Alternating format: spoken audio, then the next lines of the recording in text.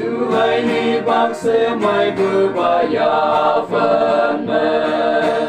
Christa ở trên lạc bù mẹ vòng nam yong ha ở nu ca si tui men ở sai thiên nhà mẹ Christa thăng bên vai ốc lan ở châu man trời sao ở trên lạc bù quý họ cô lên vòng ngày ngồi bù Christa ở trên mẹ yong ha bù mai đời sao phải vòng ngày làm như mẹ mong ly mong mai bù phải ở chào nhoi mẹ Christa ơn an vong mà hằng xin ya sa la đi ngao quân mẹ mong hằng ở yong phu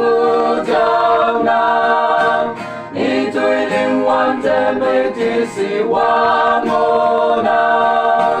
đi ôm phu mẹ Christa la cha luôn phu mẹ ngài thân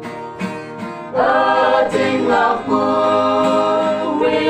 họ có lên vòng ngày ngồi bù Christa ở trên mẹ yong ha bù mai đời sao phải vòng ngày làm như mẹ mong lê mong mai bù phải ở trong nhoi mẹ Christa ang chính tôi mẹ nên ngày lạc yên an chính thế bù ai yên môi hai mặt Christa mẹ ở lâu ai yên ông cha ai yên môi hai mặt ở say trăng mẹ ốp bù ba đi ngông mẹ hai quang ngài nam